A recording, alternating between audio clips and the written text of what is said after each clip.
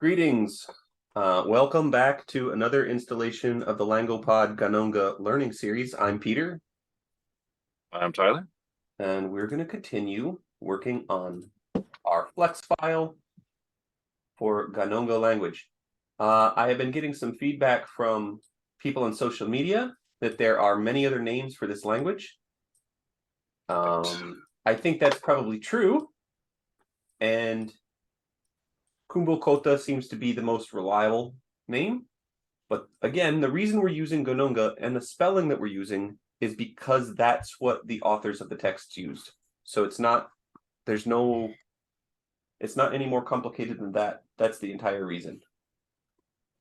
So if you are a Ghanongga community member and you would like us to use a different name, please contact us. If you're a Ghanongga member and you'd like to tell us something about the storytellers and why they might have used Ghanongga, we would love to know. Anything Otherwise, at all. we're just exploring the words and grammar. Right. The last word we looked at was kaloa, hold. And so we're in our second tribe, Mutu Maluku. Our second story, the Maluku tribe. Mutu Maluku. All right, we're kind of going sentence by sentence still. So I'm going to find this in our doc. So I know that this is text 2, paragraph 5, because of our alignment system. So this will save you a lot of time in the long run.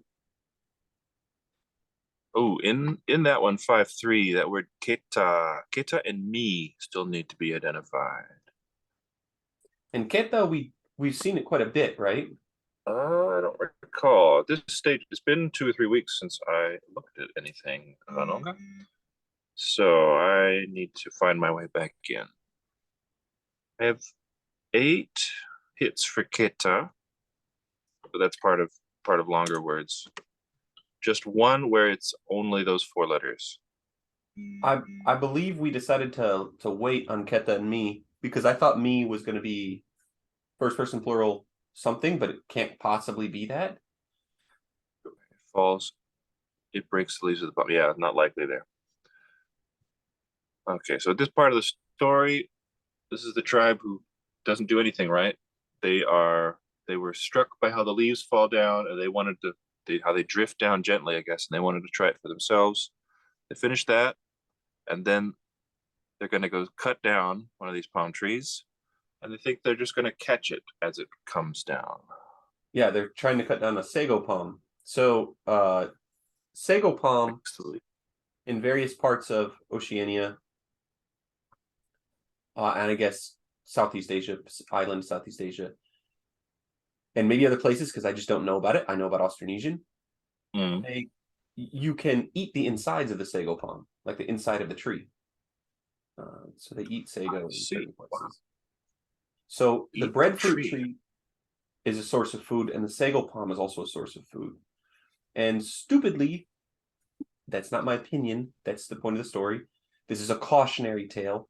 You can't look at the leaves and try to be like the leaves and fall down. And you can't catch the tree as it's getting chopped down. Okay, we've got almost everything we need here on 5.4. The only word we're missing is tonai. Tonai, probably. Stupidly, they stood themselves. So when the sago palm fell, they would catch it. Tonai kind of seems like fall. A lot of fall word. Let's do a search for tonai and see if we can find it. Yeah. So there we get it in a sentence. Right. We already have it. 4, that's good. Is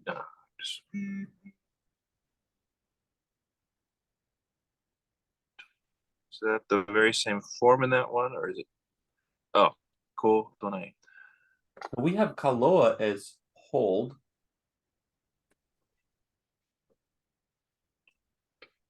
Oh, we have tonai in our first text too. Oh, that's totonai. Could be reduplicated. This is where the big claw will nip you, and then you can pull it out. What's that sentence?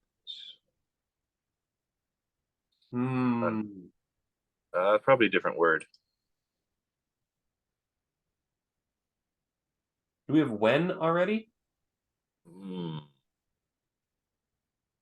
Because here in 5.4, we get so they stood themselves. So when the sago palm fell, Aha, here later good. we have that is the way they saw the reason for catching all the bonitos. So when the choice of people came, we know kamu means come. So tonai ni kamu is very much like tonai zalotu. So when fall. Very good. I think that's the best guess. When it falls, the sago palm, they hold.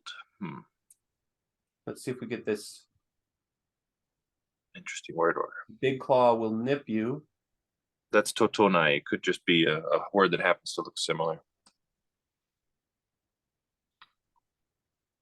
Or it could be something like while or at the, Could be. Try to take you're not free. Then you want to put then let's see where the then is in the here. So the first speaker always duplicates it, the second speaker doesn't. Certainly possible. Yeah, I kind of think it's when, but that's a bit tentative. Shall we go ahead and gloss it as when and then update it once we get to a new story and we know? Let's do that. It doesn't seem to be a question word. We don't know yet, but right. When in a dependent clause, when they've been out. When is there a way that you want to do to tag it? Indicate that we don't think it's question word?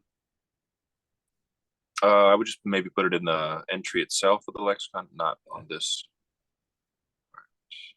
So what you do, real handy, hold control and click the entry. When, at the time of. Yeah, that's good. Will get us where we're going. All right, we're going to go back to of its falling, the sago palm they hold. Yeah. Like object initial in that last clause, maybe. Oh, but the verb itself is transitive. They hold it. Yeah, we've got it as transitive. Yeah. Okay, let's go on. Vore tu. In this sentence, down came the palm and smashed them all to bits. So we have vore already, right? I believe so. I think that's a compound, and that we're getting this two. Yep. Something like this. I'm going to leave it like a compound. Yep. And our gloss will be descend, come down. Come down. Came down. I'm going to say came down, yeah. Yeah. To marking that it's a completed action or something like that. Yeah. With verb initial thing, squash them to pulp. They couldn't hold that palm. Good stuff. I think the negative is going to show up in that very last word. Pinake. Pina. We've seen K to mean negative before. Wow. But here it's on a noun. I think that's new. No, we see what those pronouns are determiners or whatever, but never on a full noun. Pina is the palm tree. I think pukepore might be something like not able to. Yeah, it could be too. K being the negative marker. Yeah, we've seen this K as a negative marker. Good stuff. Interesting. Yeah. Came down the palm so that it smashed them. Wonderful. So, imete, we need to identify. They were, that's the part where they're being smashed to pulp. Betondi. So betondi, we already have an idea. It's finishing them. Or maybe it's that the result is they're smashing or something. They're squashing. Yeah, I think it's probably a nominalization. Hesitantly or tentatively proposing. So betondi is they're finishing. I'm guessing that's the part of all two bits. Yeah. I think the imete is going to be the smashing or squashing. Wait. Piara? Smash. Okay. So this imete is the squash then. Yeah. And I think betondi is completely, basically, plural. And maybe it's a sort of... The D is an agreement because it's third plural. And the beto, we've seen it as a verb, but also as aspectual and also as like... Conjunction. Yeah, kind of like a discourse conjunction type thing going on. Imete, I think, probably does mean squash. So we're going to look for imete in our. The only hit we've seen so far. Do we get? But don't take my word for it. Yeah, okay, yeah.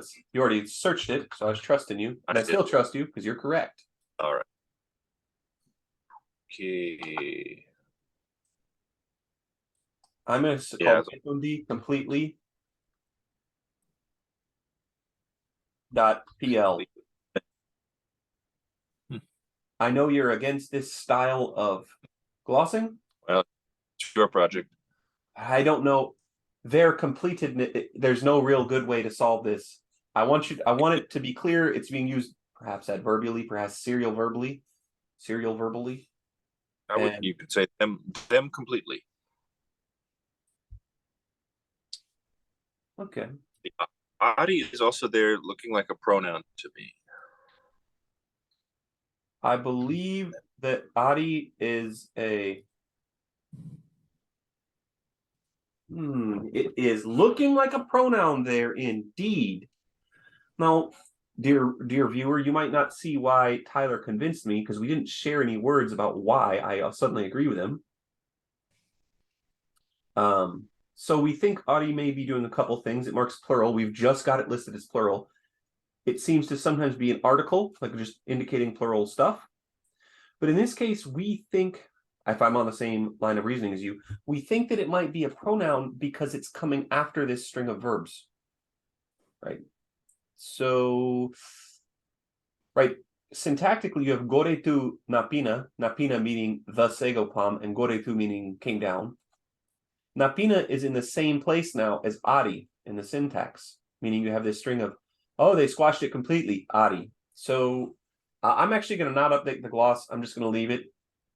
I think something like Adi will be very hard to solve completely, Betondi, until we actually can meet a speaker and ask them questions. I'm going to go ahead and put imete as squash, and then we can change our mind if we encounter it again. Squash. I'm going to call it verb so I don't get confused and think it's the plant. Yeah, that's right. Good. Okay. Now, pinake, have we seen pake anywhere? Oh, that I would not have thought to. Right. See the advantages of being an Austronesianist. No hits. Yeah, I think it's probably the K attached to Pina Sago Palm. Yeah. And I guess I'm going to leave it like that. And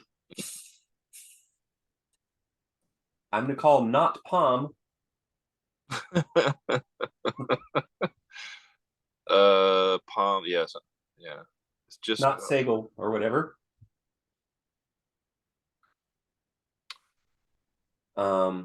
Let's. They couldn't hold it. Yeah, we have hold it. What's can you scroll back up a little bit so you can see the line above there? Let's go to gloss. Yeah, thanks.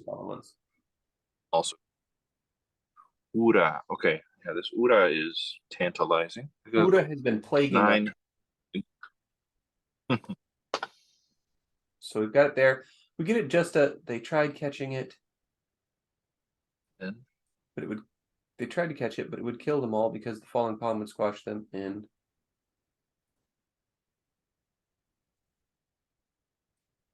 Could Uda, it looks like but B-U-T in these two sentences.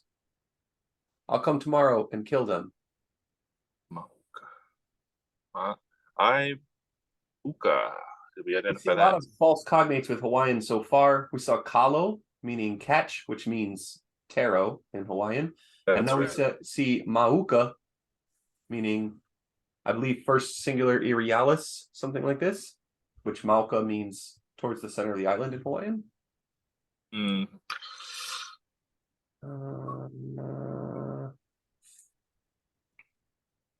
Yeah, let's survey these ura. That could be but potentially here. It looks just like but the 3 had been diving.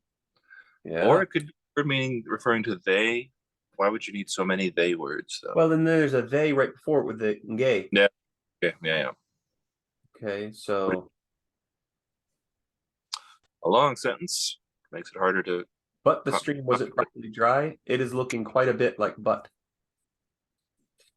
Here we have it as so. That is so sweet to the taste. Za liniake. Then we have K not meaning negative, by the way. Okay, yeah, good. Not oh no. And then Uranike. So, So now where did you get that, my 3 grandchildren?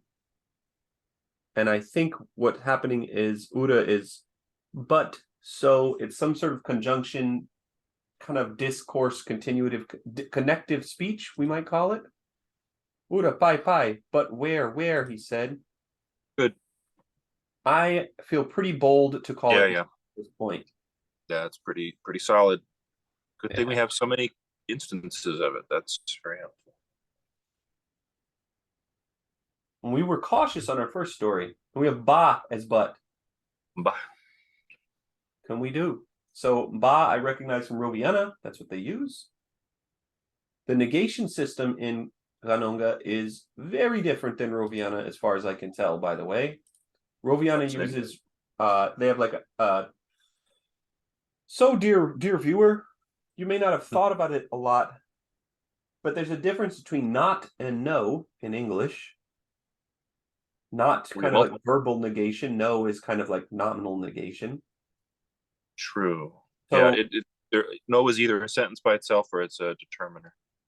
Yeah, so it looked like the K stuff is in Ghanongga is the verbal or sentential negation. And that's why it's weird to see it on not Segopom. And we're not even really sure that's a good meaning,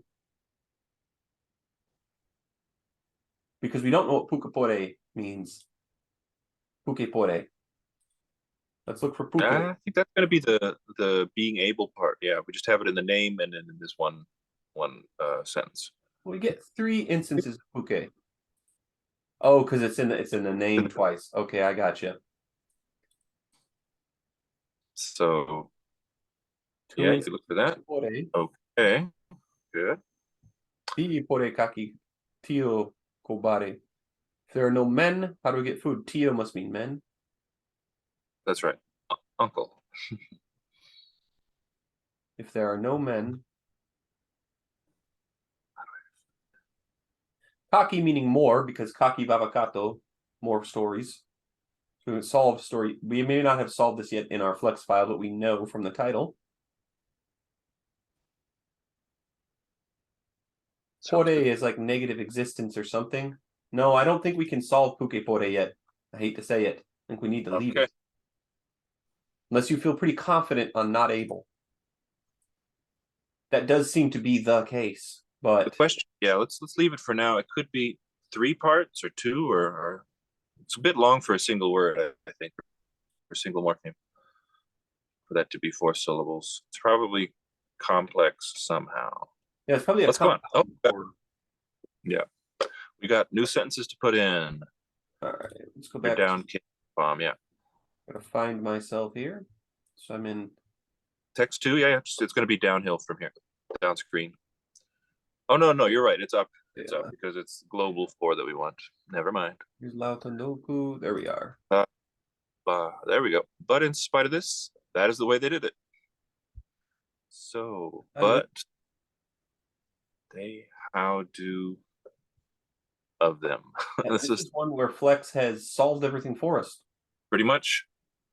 That's nice. Their how of doing it. I think Vena Roiti should belong together as a phrase.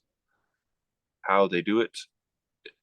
Their how doing of them, Tandiria. This is the way they did it. Yeah, we can just leave that and keep on inputting sentences. Looks really good, honestly. And I think that if you are used to studying European languages and you're a native speaker of English per se, this is going to start looking really, really confusing and frustrating, and you want to tear your hair out.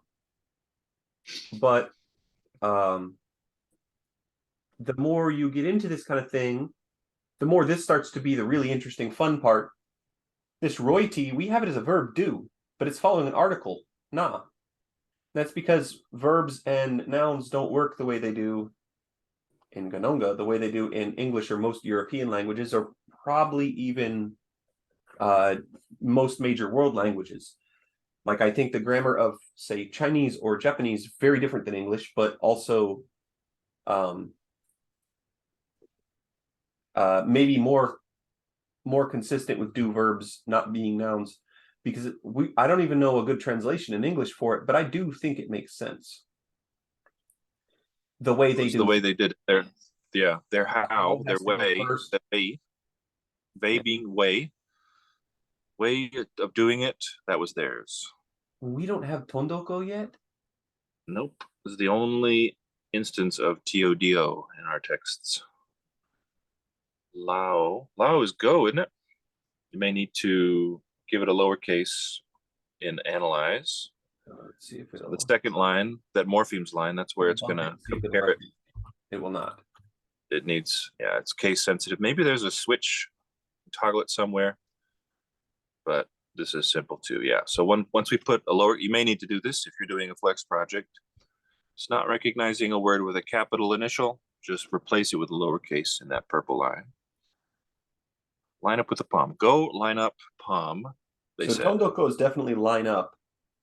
The one missing piece in this sentence.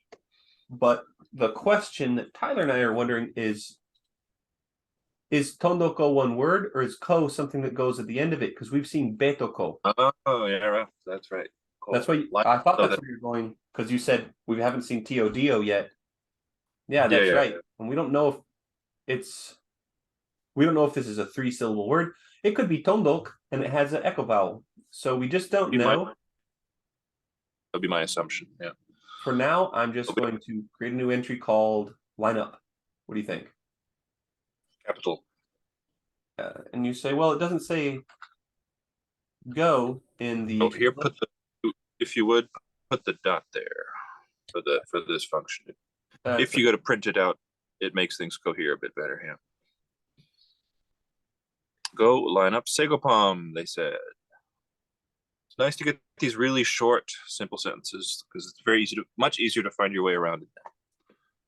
And then they try to catch it, but it would kill them because the falling palm would squash them to rubbish. Kill them all, squash them into rubbish. Now, let me ask you, Tyler. Going back to Lao Tondokopina, you just accepted the translation here, line up with the palm, but it kind of seems like the palms go line up by the syntax we know so far. So what we're looking at probably is a type of grammatical construction we haven't been seeing as much. Now, one of the reasons we know they're not saying to line the palms up, it's not a causative, there's no object agreement, and there would be if you were causing the palms to line up.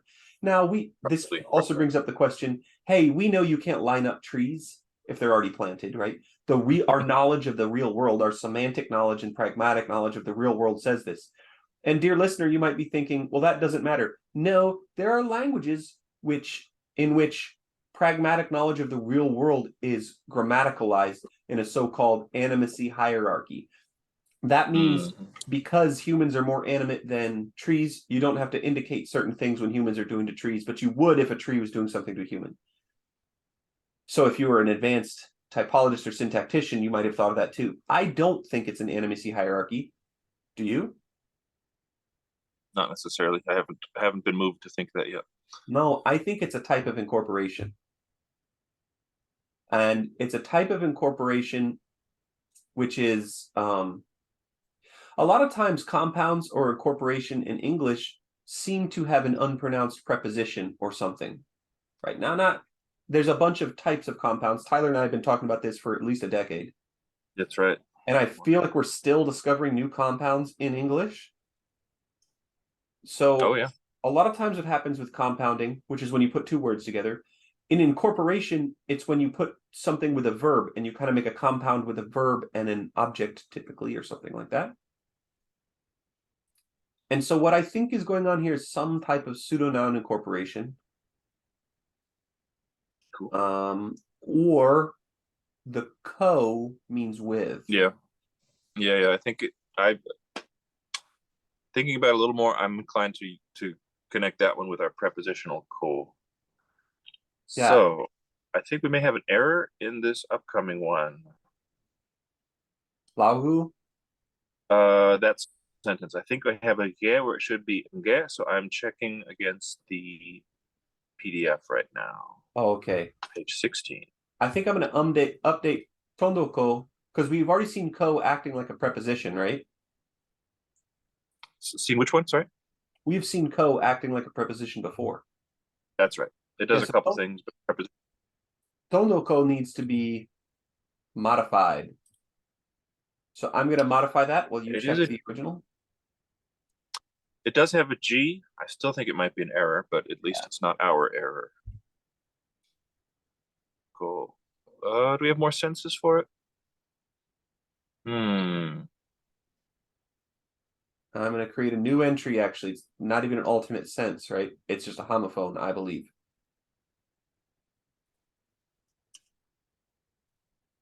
Well, probably the most frequent word, actually. 57 hits with a space well, on either. that's because it's also used for so. Yeah, that's right. I think that's the most frequent, but the preposition would be a more basic sense of it. Well, I here am quite biased because I have studied a lot of Roviana.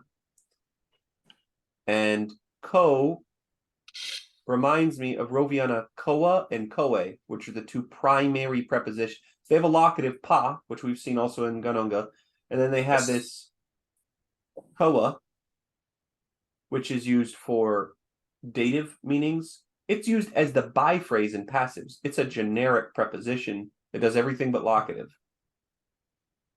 And it is clearly a compound of something because you koa with common nouns, where you get articles ending in a for common nouns, and you get koe for personal nouns or proper nouns, whereas you get a as personal proper marker article, so it's clearly kind of a blend there. So I am pretty biased here in thinking that. I think I'm going to go back and put these together, and I'm going to go to my entry, and I'm going to call it line up with. Okay. Until we That's are right. sure about ko and how it works. Hold on before you go back to the text. Let's just say when you update that place there where Peter's cursor is, then that's going to show up in the texts too as you analyze it. It's going to update it all throughout your corpus. So that's really handy, but be sure that's what you want to do. Yes. So we added that word with there. It'll be there in all the tondokos now, but since this is only tondoko, it's a fairly conservative move still. Wide reaching, but just notice it's going to be different there in that fourth line. Okay. Go line up with Segopan. Line up with. Even better. Okay. So that fifth word there, edible doesn't really make sense. It seems, I think it should be nge again. They'd try to catch it, but it would kill them all because the falling palm would squash them into rubbish. All right, so we're going to get to use a neat feature here with this gay. Right. I wouldn't do that. I would replace it on the morphemes line, actually. I mean, you could. Yeah, there's a few ways to handle it. I would go to the morphemes line. Just replace the G with Q there. You can do that. You can replace it with anything you like.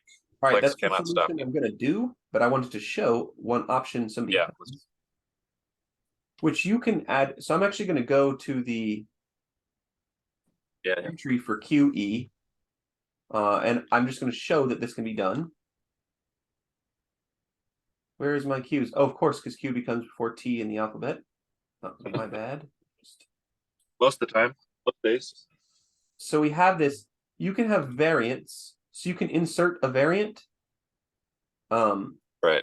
And you can specify the variant. So we'll just maybe not here. There is a different. There is some menu somewhere where you can specify that it's just a spelling variant. If you were to do it from the text, I think that you could. Okay, so I went to the wrong way. Spelling variant.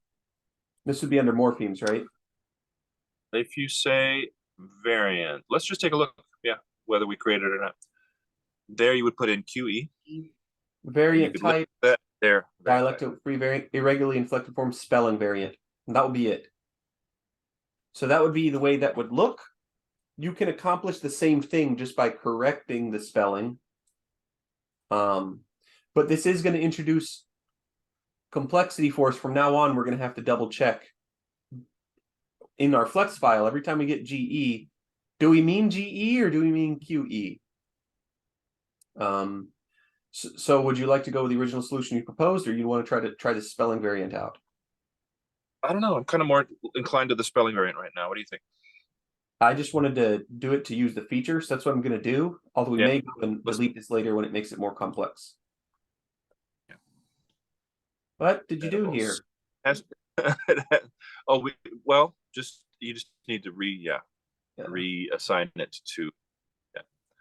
It's not going to update that blue line. You have to do that by hand. They, them. What do we have? In this instance, Lao. Right, so Laugu. Do we know what gu means? Say, right? It seems to be, yeah. We've had it fused there onto a verb root before, once, twice, but I think it's the say root. As. And it attaches. So, going back to our glossing lit view. So they'd try to catch it. They go as them. They hold. I think probably go as is our best bet for Laugu, unless you think it means try. No, I think it's our going verb root there, Lao. Okay, I'm going to select as then. All right. They hold viuru beto. View is the root to kill. What is the ru? Is view kill? No. Or is it viur? It's not. No, it's not. I believe ve was kill. Or no, ve was via, something like this. I'm pretty sure it's view. Views. Let's do a search. We have this nice flex, not flex. We have this nice, yeah, we do have flex. We have the spreadsheet though that we can easily look through. Oh, we haven't got it. Oh, kill, vi we have for kill. There it is. Right, I knew it was a V word, but I thought it was not view. All right, view. Could just be, we have it in multiple places with VIU. And it does seem to mean kill. We could have more than one verb that means kill. Homeric Greek comes to mind. They have like 20 or 30 different verbs that all mean kill. Well, English does a lot too. This is a good point to bring up. When you talk about, I'm going to pick a nicer verb, just for the sake of politeness, but sure, you can say English has one word for walk, and that's walk. But that's a lie. If you were reading a text as we are, as 100 years from now, there's not a lot of English. If we were in the reverse situation and somebody's looking at our language, they would run into things like saunter, stroll, march, etc., that are used for walk in other contexts. And so Mosey, yeah, Hadj made a list. Hadj Ross made a list one day, and I think he came up with 30 words that could mean walk in this kind of context, where our best gloss is going to be kill, but there's probably some subtlety we're missing. So, for example, it could be destroy, it could be slaughter, it could be annihilate, it could be, there's a bunch of words we use that have kill-like meanings that we might use in a poetic context or a storytelling context. I'm going to have to agree with you. Kill and or view. Yeah, because this is not a non-human thing doing it. So it's not going to be murder or assassinate or something, but just causing to not be alive. It is. Is it always with RU? Viewer? It's very interesting that you mention it's a non-animate thing. And that's probably important and probably part of the meaning. I don't know how to code it though. Could So be. Yeah, what, let's compare with Vi then. Can you go to the spreadsheet? Let's just search Viur, VIUR, and then look at the cases. Yeah, you got Vi.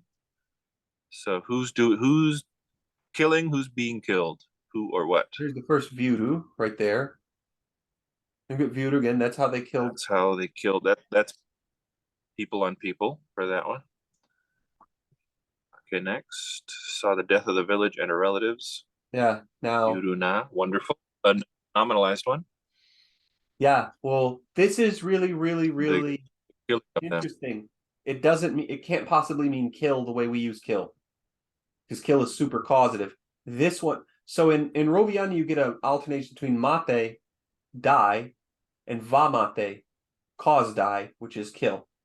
And people propose this sort of thing in semantics, meaning, oh, a word like kill is a combination of cause and die, before really they were comparing it to languages where that's actually what happened. That's my understanding of history of the study of linguistics. Could be wrong. But in any case, here we have Viuru doing both without any changing. Right. The only thing is it's a nominalization. So nominalization of kill, it should be, she saw the murder of the villagers. That's what it should be. I think the translator's giving us a huge hint here what's going on. Let's look at this one. Gosh, they killed all my relatives.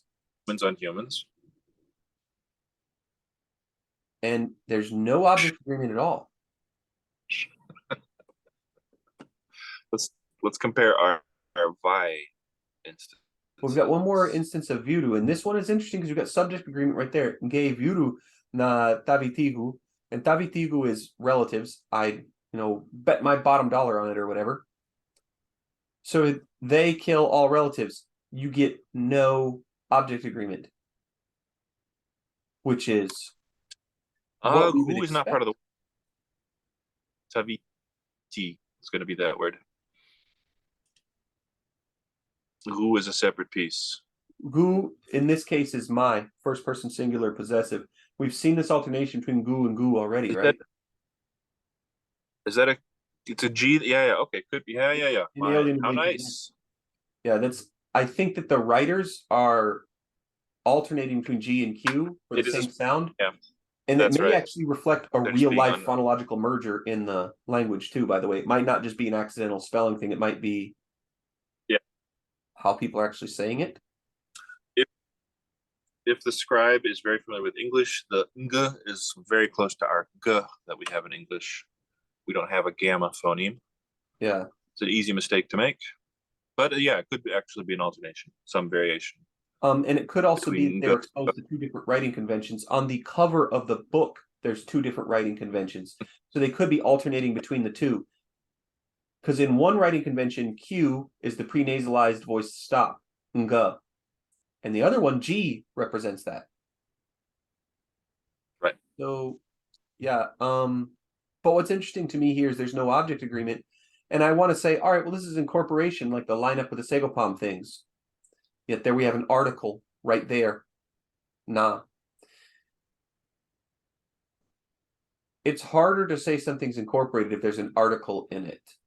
Yeah. Now, in Roviana, I have seen things incorporated with possessive marking and stuff. So it's not regular incorporation, so we're calling it pseudo non-incorporation. And I've seen interpretations where they have dative meanings and things like this too, but I'm wary about an article being in there, and I think that the semantics of Viuru are different than Vi, because with Vi, we often got object agreement, right? Let's look at our last example of Viuru. And so the Choiseul people are all coming, will kill us all. Viuru ve gamu. So Muna, we know that's an Irialis. If I recall correctly, this is actually our third plural Irialis. Even though you predict it's going to be second plural. But what's interesting is they get ve gamu, and gamu, unless something has really changed in this language, gamu should mean second person plural. So they will kill how you all. Are you looking in the spreadsheet I am. or in Flex? Okay, okay. I'm in the spreadsheet, and Can that's you make your Chrome window a little bit wider so you can see the full column F, please? Yeah, just pull it a little bit to the left. that's good enough. The reason for all that catching is an omen, said all of the old men. Oh, that was the fish when they get to the fish part. So the Choiseul people are coming and will kill us all. I think that's a translation difference. I think Gamu probably is still you all, and that because we don't have you all in English, and it was probably used stylistically differently in their language, that the old men were saying you all, but it did include me. So almost like a 2PL inclusive meaning. Mm. So I bet that's still 2PL. I'm going to go ahead and put voodoo as kill. All righty. And then I'm going to make a little note in our entry for it. Unless you have a better suggestion. I'm going to put it as kill. And I'm going to put a note. Human kills a human. Kill, death, not the same semantics as by. By. And I don't know what more than that's going on. Often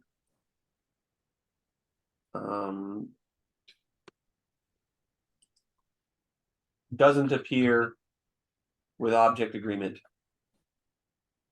Now I'm putting this in the definition, and you might say I should put this in the notes. What do you think? Should I move this to notes? Doesn't appear with object agreement? That seems good, yeah. Yeah, I'm gonna put this in the notes. All I'm saying is kill, death, something, not the same semantics as by. So if a future researcher found our flex file, this is what they had to go on. They'd have a start. Hey, the researchers noticed it's not the same as by. Let's go back to our gloss and solve anything else left in this sentence. We get Niembe. Yim. I think, yeah. Yeah, it's got to be a palatal nasal, I think, since we seem pretty, it seems pretty clear that it's a purely CV word structure. It's not a cluster. That NY. It has to be another word for squash, right? Squish. Let's see. Try to catch it. Hold it. Now the azai there is not the one that means so. I think that is an object marker. But it would kill them all. Bedondia, because interesting. The falling palm is at the end, napina, would squash them into rubbish. Niembe me, oh, we have the causative marker there. Fall caused to be squashed. Them. Zalotu, it's falling. In English, what's the difference between squash and squish? Squish is smaller in scope, maybe? Squish. Don't know. I feel like maybe this is crazy. Comment below this video to tell us your feeling, dear viewer. What is the difference between squash and squish? Squash to me is, I'm thinking of a bug. If I squash a bug, one of the surfaces is me and the other surface is a wall or a floor or something. Or if I squish a bug, it's either in my fingers or it's on my body. This is not the point of the Ghanongga series, but I didn't realize my knowledge of English is so deficit. I don't know the difference between squash and squish. And dear listener, you're saying, why don't you just Google it? I would never. How dare you? Why Google something that you could just be puzzled about for decades? There's all sorts of things I should Google, and I refuse. Just let me live the mystery. Why ruin a good mystery with knowledge? Also, I'm joking about that. You should Google things you should learn from the internet. We've Googled things on this series. But if you're a linguist and you are a native speaker of English and you're worried about squash and squish, This is a fun thing to worry about, in my opinion. Just keep worrying about it, and you can read someone's definition. You might disagree with them. I'm calling Yembe I squish. think That's where I'm going with this, by the way. Oh, go for it. Any I think there's a lot to be said. Any objection? Do you want to have two squashes, or do you want to call one squish? That's fine with me. Squish away. I'm just calling it squish, so we have a different entry. That's it. I don't really know the difference between squish. Right. But I would link it in this case with the va as a single word for us when we look at this. The va sort of prefix looking thing right before it. I'm actually going to connect those. To remind our viewers that what that little link icon does, you can put multiple words together and treat them as a single thing for the glossing. Glossing means putting in English equivalents, word for word. So I have Va Nyembe as. Although, why won't it? I don't want to create a new entry. No. You just put a space in between. There's a space. To add one more space. Now we've taught it. Yeah, it needs to be two spaces for it to break apart. Okay. Because we've linked it or lunk it. For taking it apart, it just wants you to confirm. And I'm calling Va Nyembe squash. So. All right, our next sentence here. Now we're finally in paragraph 6. Moving right along. Just zooming through this. Muka totozo. Text to the Rauru people. That's right. Our Choiseul. Do people down there say Choiseul? What do they say? They use the Lauru, Rauru? So, yeah, generally I hear people from Robiana anyways call it Lauru. Okay. So, have we seen it? We have not seen an LR merger in Ghanongga. These kind of puzzles are clues about the past. And particularly in Western Solomons, there are archaeologists who have worked there and know things like, all right, there was a settlement here this many thousands of years ago. And it's clear there was some cultures that don't exist anymore. Either they were raided or merged or whatever. But what we're learning, we're kind of learning, it's more like we're learning things that we don't know about. We just learned that we don't know about them. So like the idea of now there's known unknowns. Before, we didn't realize that this was going on. To recap, in Roviana, they call Choiseul Lauru, Lauru. Here we're getting it Rauru a lot. My guess is that the people from Lauru or Rauru, one of those languages had an LR merger and one didn't. That's my guess. And that the word in both Roviana and Ghanongga is a loan from people who were there. Mm-hmm. And you can tell the difference in who's contacting who or who was their primary source of contact by which word they got using the merger. This is the kind of tools linguists use to look into prehistory. Prehistory meaning before written records of events. And so prehistory isn't one time around the world. In the first place that we have records of writing, it's 7,000 years old or whatever it is. But when writing came only 100 years ago, then everything 400 years ago is prehistory.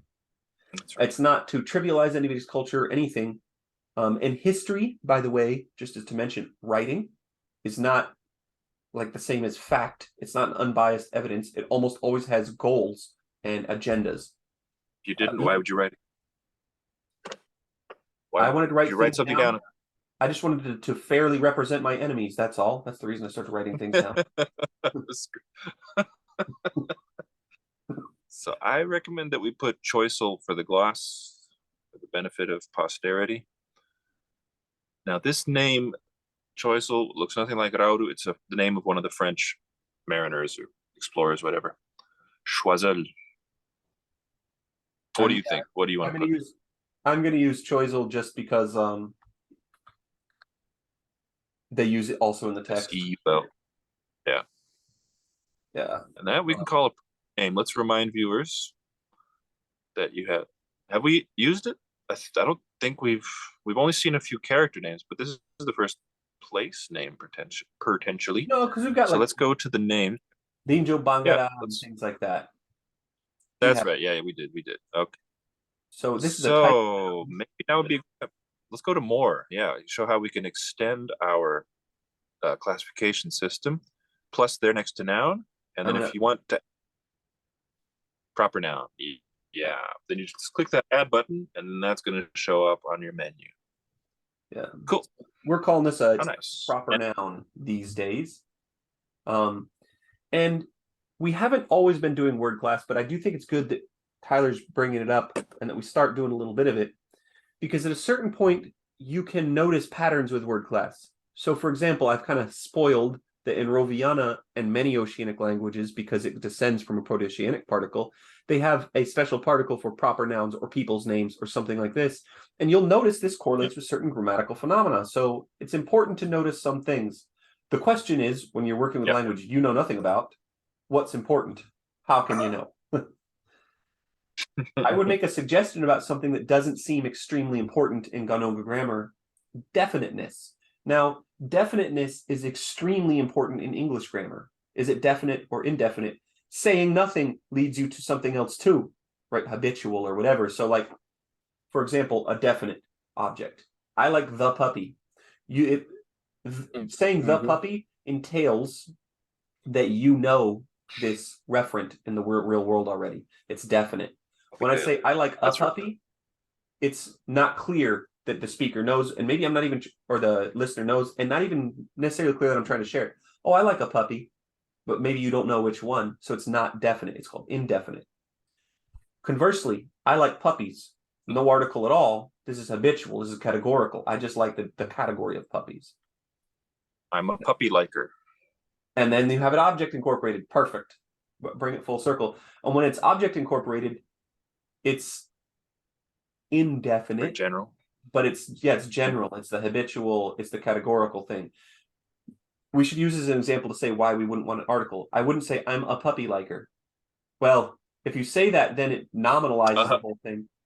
A liker, that's right. I'm a the puppy liker. Yeah, I'm a the puppy. There's a perfect example. Can't be and the can't be part of puppy and puppy liker. Okay. In English, yeah. And probably better example. I puppy like that dog. Very bad. Okay, so now very bad. Oh, here. I puppy like yours.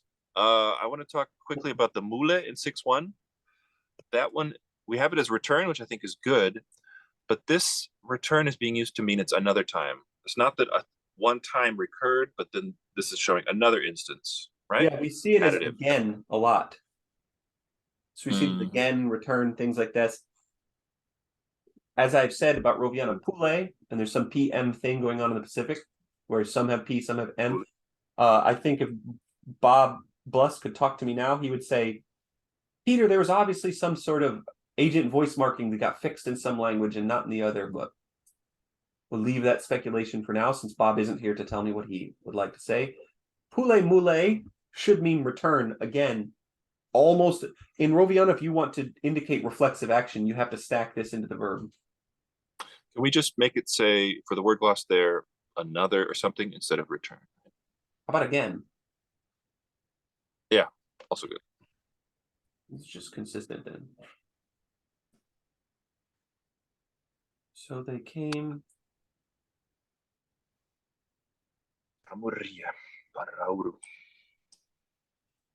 If you don't know the context, let's see, Tyler's put something in the chat. I don't know if you all can see the chat. It was Broviana. It's just a bro joke. Yeah, do you know they use the word bro in Roviana? So I did not. They do use the word bro. In my experience in the Pacific, bro is a commonly used word. And I know that that is very gendered speech in English for some people. Personal confession. I call my wife bro and my mom, and we call each other bro. And I don't know how this happened, but maybe it was a time in Hawaii where bruh is a very common thing to say. But my Roviana friends do say bro, and in writing they'll say things like barata, brother, right?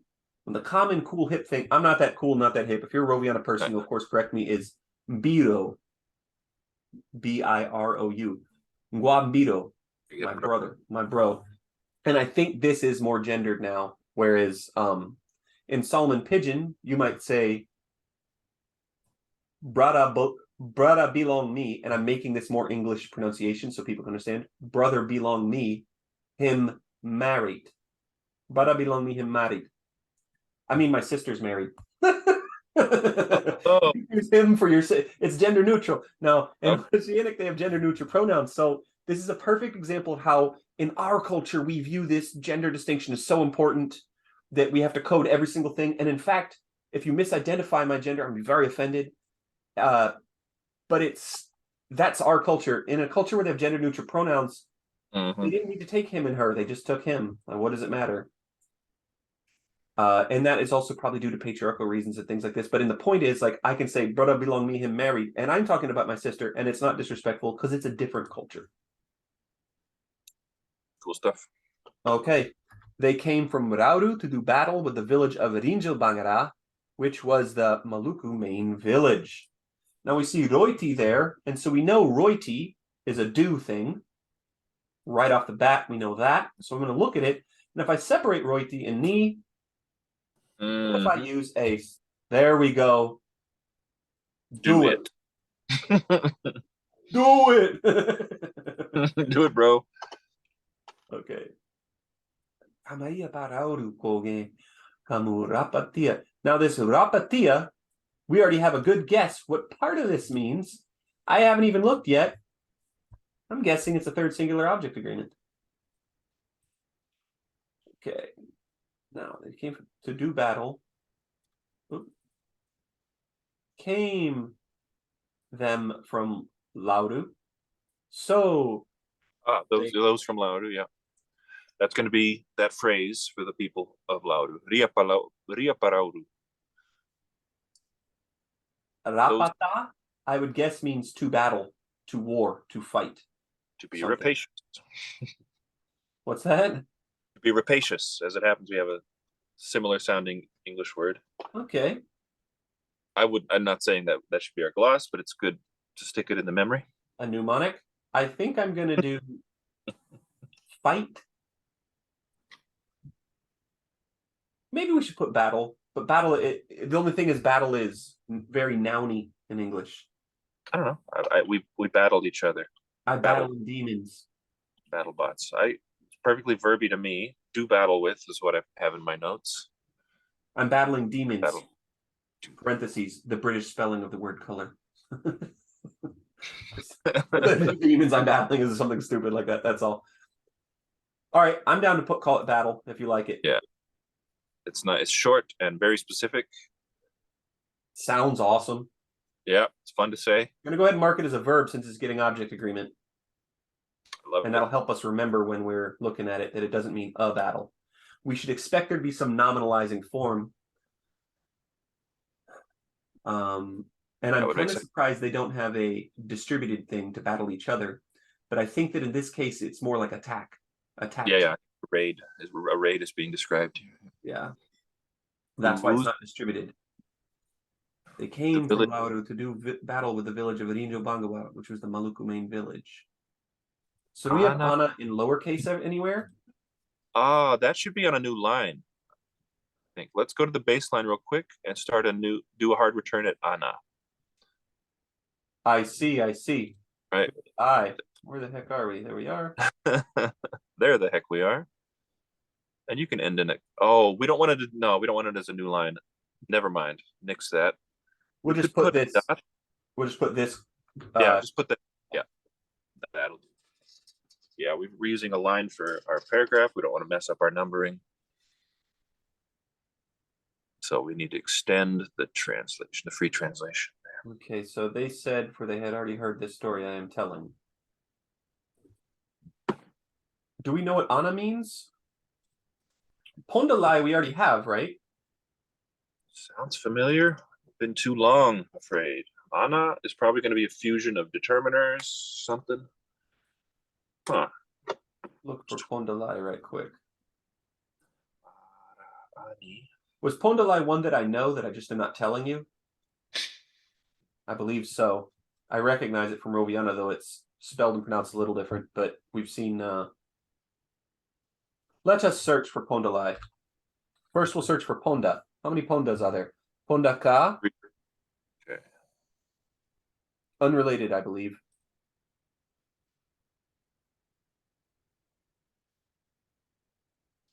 Ego, Pondalai, Patunjali. I thought we'd already solved. Begin. Yeah, so now the land of Maluku began at Patunjali and came to Vori. And there we get Pondalai. Pamaluku Pondalai Papata Tui. Beginning. Yeah. Okay. Yeah, 100%. So Pondalai in Roviana is like commence, start, begin. So we'll call it. They said, okay. They this here we have the pa locative preposition with it. In the beginning, the story. Ngaroitini, I'm doing it. Araani. Do we have a hearing verb in there? The English says they had already heard this story I'm telling.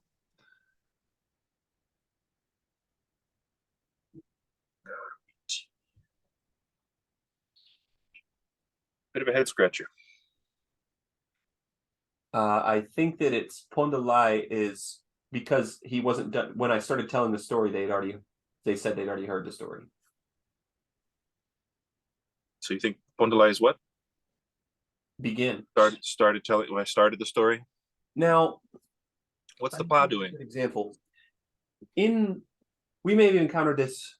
Let me do a quick search. Now we get Korapa. Do you remember what Korapa means? Is it one of the body parts of the crab? No, it is the while, during. While, okay. It is progressive. So the next day he came again, but the boys were doing a different thing.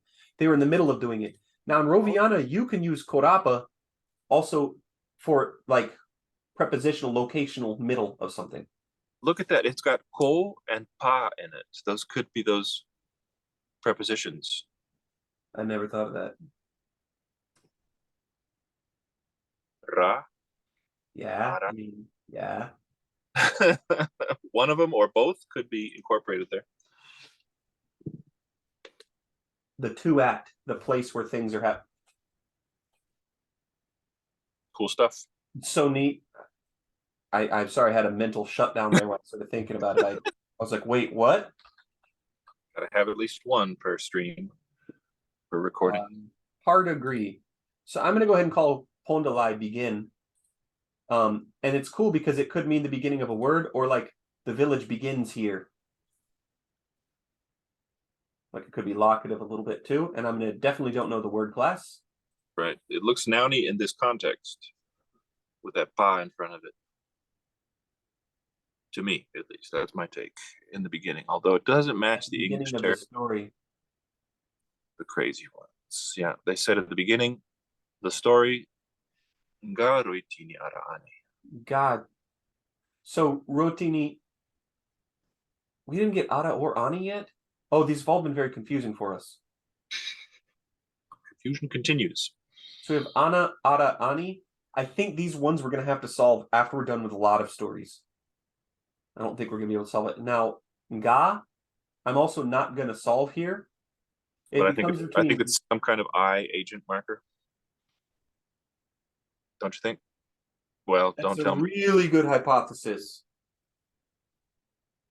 What else have we seen for I? Let's search Ga. Let's see if we can find any other Gas. Buddy. We get 3 of them with a space after it. One is in the sentence we're in. Not even seen this in there. Where the heck is it? Huh? Is it really in this sentence? Oh, it's Vangara. So it's even though I have a space, it's still giving me Gara. It shouldn't. Gagigala. I have been passing on to you. Nice.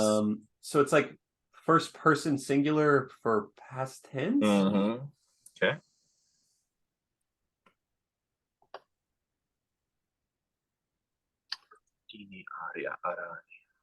Goodness.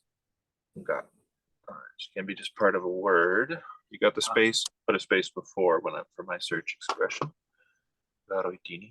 Yeah, it gives us just the two. So I think that ga we can pretty confidently for now say it's one singular dot subject. Sounds good. Because we have ngari, three plural. That's right. Which the ri is transparently plural. And this might be. What if this just means singular subject and gari just means plural subject, and that's why we get some of these mismatches? Wait, say that again. What do you think? What if they aren't marking person, they're just marking number? Wow, what a concept. That'd be cool. I don't know that I've seen anything like that in any languages I know of. There's no logical reason it's possible, but no, I've never seen it either. I'm going to put one SG subject for now, yeah. But as these stack up, we may find ourselves in a distinction between number but not person. Well, I have seen in Lamkang, there was one suffix that you could, usually suffix, sometimes a prefix, one affix you would put on a verb if any of the participants was plural, was more than one. Didn't care if it was subject or object, just any plurality, you can stick this on there. Kind of similar, but it didn't have one for singular. If you want to see the full architecture of what's possible in human languages, you have to do languages like that, because I know that the appendix in a human actually does, it turns out, serve some function that has been recently discovered, but we use the term appendix to mean something unnecessary that kind of is a vestigial. It still exists for some reason, but not an intentional reason. Lost its function. There's lots of things like that in language, and the Lamklang plural verb marking is kind of like that. It's not really helping you understand the situation that much better, but that's how it's grammatical if you say it. Meaning, if you don't know if it pertains to subject or object, it may not be that helpful. And I assume there's actually other ways of indicating singular and plural, probably on the noun directly and stuff. So this kind of stuff is often the first stuff that's clipped off when a language becomes a major language of a second language speaker population, which is, I believe, how a lot of this regularization happens. Once it's a major world language. I agree. Yeah, that's right. I was thinking about this just the other day again. Your bottleneck for any human language is that children can acquire it. If kids can't acquire it, it's not going to be a language. So what's that one? Ifquil or whatever that artificial language is, that conlang. Notoriously difficult. No one's ever going to learn to speak it.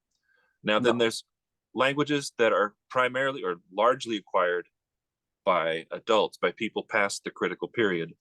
That's an even narrower bottleneck. So you got to strip away a lot of those fancier features for your language to become a language of millions. Which is why Chinese grammar is so elegant. All the weirdness that must have been there millennia ago has been stripped away. As more and more people adopt the language. It's cool that some stuff sticks around. I'm sure in Chinese it does too. And so in English it does. We have like swim, swam, swum. That's true. Even though it could be swim, swimmed, swimming. In any case, it's cool that those things kind of still exist. While we've been chatting, I've been looking at our very next sentence. I'm going to go ahead and put the translation in here. Let's do. And I definitely recognize two words as a Roviana person or a Roviana linguist. I don't mean I'm a member of the Roviana community, though I would love to be. So, and maybe a few people consider me a member, but I don't want to make any claims. But as somebody who studies Roviana language, I immediately recognize two words, and I think this is a really neat way to say it, but I think it would be cheating for me to tell you. All right, the sentence is, so when the Choiseul people came to fight, the Maluku stayed on top of the cliffs. So they come battle with them, those from Rauru, that's the subject phrase. Azairi, so them they, we're going to have a word stay. Suvere seems stay-ish to me. Must be stay, my guess. Panabatu patu, mbatu patu. That's pretty clue. Oh, my goodness. Top and cliff, those could be cognates. You could have a root patu, and mbatu might be some fossilized derivative of it. One part could be cliff tops or tops of cliffs. In my notes, I haven't got patu. Do I have batu? Do I have suvere? We have suvere as I haven't got it. kind of like lived, Survive. and Yeah. those who were left, those who stayed. Remain, stay. Yeah, yeah. So I think stay is probably where they are, or They stay on the cliff tops. yeah. So I think suvere is pretty safely stay. Stay means something different in oceanic language and cultures than it typically does in English. So even if you go to Hawaii and you meet local people, they might say, "Oh, like I stay Waimanalo," like I'm from Waimanalo. So the Roviana word for like koa, the is cognate with homophenously a verb for kind of like stay, live, be at, and stay, stop, and live are kind of in pidgin. Sometimes in mi stop lohia, I stay here, I live here. So Lohia. Oh, how nice. yeah, lo coming from a long time belong or Okay. below or something like this. So lo now is the Preposition. preposition, and blow is belong, the ownership one, the possessive. Yeah. And he is here. We're talking about Tokpiz in case that wasn't clear. I was actually talking about Solomon pigeon. I'm not as knowledgeable about pigeon. Okay, They okay. are all related. They come from Yep. the same source, which was blackbirding. Please Google it. You should know about things that happened in history. Batu Patu. What is your guesses here? Now tell me again, you thought the two words might be cognate with each other. Yep. So let me offer a parallel. Encima comes to mind in Spanish. I don't know if cima still survives as a noun, but it used to be a noun meaning summit. And now encima is a single word meaning on the summit. So on top of, like English, atop. Top, atop. Just look at those English words even. That's another parallel. You can have word for a high place as a noun, and then you will often get some fusion of a preposition or adposition with that noun to mean top of. Yes, let That's me my check thinking. and see if we have Batu in there anywhere. Yeah. We will run into both Batu and Patu for sure. And I know what they mean. I'm so 10 patus. so confident in what they mean. The cliffs are mentioned all over the place. So patu with a P seems to be the noun. And mbatu, would that be the nasal? Oh, it's interesting that it's not matu. We've got Patu. And this is from the first story. And I Story. recognize this is the first story and said nothing. The different ones you will see will be tight on the rock. So you try to take them, but they are not free. Vamauru pa patu. Cause tight pa patu. Okay. What do you think patu means now? Rock cliff. Rock, yeah.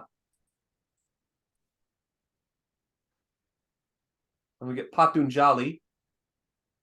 Wow, nice. Yes, great. In the place name.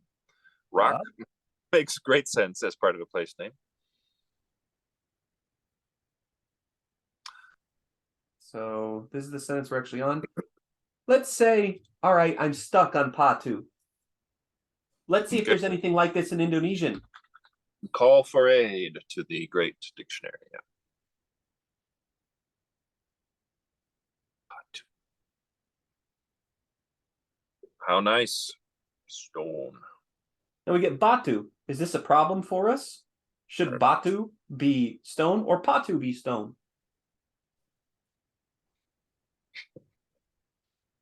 Well, I will tell you, spoiler alert, one of the defining innovations of the oceanic language family, they lost this B and P merged as P.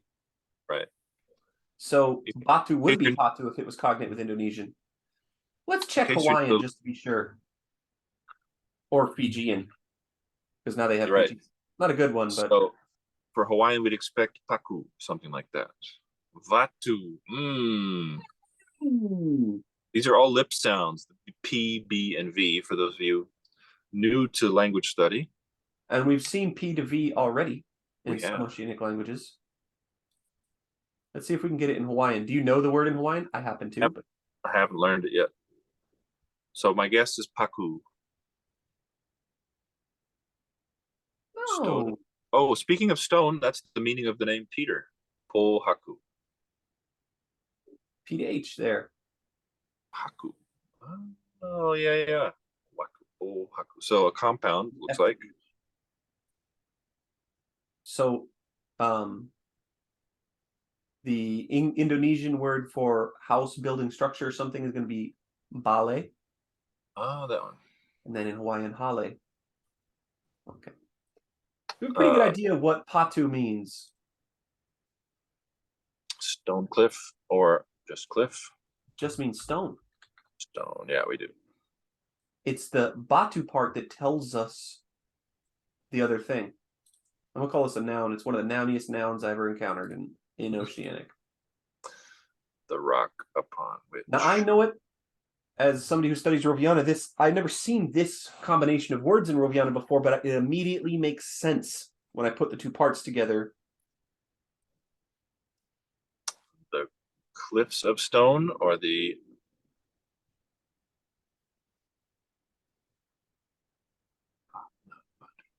No, and I don't know how else to do it without spoiling it, unless we could look in the Roviana dictionary. Right. Only one instance of this word. Yeah. Look, there is a Roviana dictionary online. So if I were to look for the Roviana dictionary, there is it. University of Surrey hosts it. My understanding is that Bill Palmer uploaded it, who I studied with.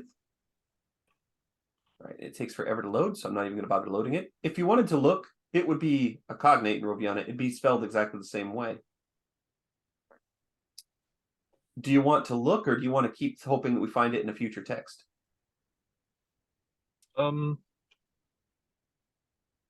I have no strong preference on this. All right. Now this is not in the spirit of our project is for Tyler to not have the outside resources that I have. Get everything handed to me. But I feel that this is a really cool example of compounding, and we may forget to talk about it if we don't talk about it now. Let's do it. Maybe it's not phonological compounding, I don't know, but the way you string words together for meaning. Let's look for batu in the Roviana dictionary. 48 matches, because it's an important word. The head. Cool. The head of the head of stone. The stone's head, the cliff. Yeah. Okay. The stone head. Good stuff. Yeah, I thought that was so cool when I saw it. I was like, it's going to be very hard for me not to talk about this. And I knew that at some point throughout the week I would bring it up. So I said, we got to go ahead and put it in there. So that's a tiny bit of appeal to the outside. But I couldn't keep looking at it and not say what it was. And you saw that it was inalienably possessed in Roviana. So a quick look. Indonesian for head. English to Indonesian, just to check if we can get any word that's even like this, because I think it might be just an Oceanic thing. Kepala looks like Greek. Kefale. Kefali. Skull. Well, maybe it'll give us other things if we. Batok probably is where it came from. Batu. Oh, how cool. Yeah. Now let's check the Austronesian Comparative Dictionary. That would be significant, I think, if it had if the proto form, the etymon there, had a final stop. It's interesting that we don't get an echo vowel in a 3-syllable with echo vowel in Ghanongga. Batu kidney head. Batuk. Why would it not be Batuku? What's going on there? I don't know. So I did a historical phonology of Roviana. It wasn't perfect. It had a lot of mistakes. I'm new. But what I think is that there were stages where certain, so they've got Roviana right there. They don't have Ghanongga or Kubokota or other spellings of Ghanongga or Ghanongga. So Bob just didn't know much about this Ghanongga stuff because there was only one Ghanongga word in here, remember? Yeah. But one thing we could do to update the ACD, and we should do it at the end, is send Dr. Alex Smith an email saying, hey, these are all the Ghanongga witnesses we found, which would be these reflexes. So Hawaba Mbatu and Roviana Mbatu and Ghanongga Mbatu, clearly all the same. I would bet that this word is Proto-West Solomon's, whatever this province, I bet that this is a shared retention of their subgroup. Why the K isn't preserved? I gotta say I don't really know why from these examples why it is even up in either a Proto-Oceanic. Yeah. Because there's not a single witness that bears it. You know what? Would it have become a gamma on the way? Batuhu, and that could easily lenite out of existence. Except we've just seen like 4 of them. 4 Ks? Final Ks? We've seen gamma. Gammas, yeah. But in this position, come at the end of the word. Well, for all we know, that's a later. That would be a later fusion or compounding or something. Could be. We know that K at the end is okay in Maluku. Although I'm guessing Luku is its own thing, and Maluku is not an echo vowel. I agree. What I noticed when I went through Roviana was that certain final consonants were deleted and certain ones triggered echo vowels. K would be a good guess here because you have Batuna, which na, is just a possessive. So Bob just lifted these from a dictionary. Yep, but he showed the word structure very, very helpfully. Yes. I mean, I think Bob tried to include information that would be helpful to the next people trying to work on this. And of course, I see many Solomon languages right here. Papapana is politically in Papua New Guinea, but my friend from Newcastle, also while we were studying with Bill Palmer, who was her PhD supervisor in the end, Ellen Smith was a Papapana expert. Of course, Bill Palmer himself, the Kubokota grammar, and Ellen Smith wrote the Papapana grammar. I recognize several of these all the way down to Lao, Sa'a, Arosi. And then somewhere down here you get into Vanuatu and farther out. So I don't know what happened with the final K, but what I am happy to learn is that our idea that Batok was almost certainly the cognate there. Yeah. Now here's the next question I have. And I thought about this when I encountered this word the first time and learned it was a cognate, because I thought that it would be an innovation based on the P to B merger and that you have Patu. Why is the B preserved here and not a P? Well, you could have fusion with an N proclitic or prefix or something. Napatu, its head. It must have become prenasalized because what happened is they had an MP-MB merger, so it must have been MB. And that's what this would be with the B spelling. But I don't know. What is there some reason? Maybe it has to do with the possession or something. Is there some reason why? Yeah, I don't know. And also, there's another thing that can happen. Another possibility is the Proto-Oceanic word for head was Batu, let's say, not Batuk or whatever, or maybe it was Batuk even, but it wasn't directly inherited. It was loaned in from another Austronesian language. That's certainly, yeah, always a possibility, right? Yeah, so English did plenty of that too. Yep. One of the reasons I bring all this up is because what Tyler and I are talking about is the historical linguistics that relies upon this thing called the comparative method. And the comparative method is one of the greatest intellectual achievements of humans of all time. It's all right. It's all right. Well, anyways, I think it's cool and important to tell people that you can look into the past. And importantly, this puzzle is extremely far from being solved. And meaning we haven't even done the check your math hand method yet. And largely the field has bypassed it. There's no jobs in it all unless you can train a computer model to try to do it. And we can't actually confirm if the computer models are correct or not because the puzzle has not even been solved yet. So the computer models are largely like statistical phylogenetic analysis is largely an experiment. Hey, can this produce the same results as comparative method? Well, we don't know because not enough comparative method has been done yet. But all the funding goes into statistics because it looks more rigorous. And people don't know the basics of linguistics or comparative method.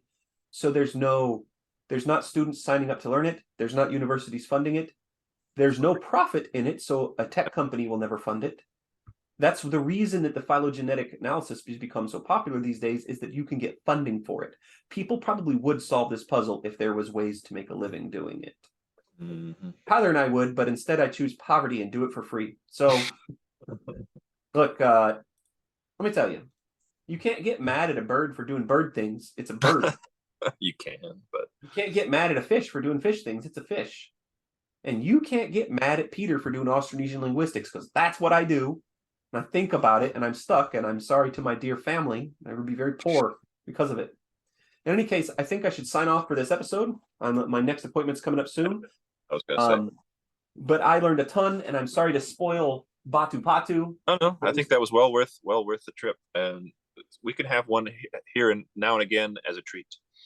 Yeah, and that's why I'm introducing a little Austronesian comparative dictionary too, because there's over 1,200 Austronesian languages, and like 10 or less are so-called adequately described. Almost all of them could use another pass, and I'm sure that actually many community members would be excited that you're excited. Wouldn't you feel so flattered people take an interest in, and maybe if they hate you, that's maybe. I encourage you to go and look at the resources that exist. Start working on Austronesian. Right. There's a lot of opportunity. You got nothing else to do with your afternoon? Learn an Austronesian language. I can't think of anything better to do. All right. With that, I bid you adieu, dear viewers, and stay tuned for the next episode.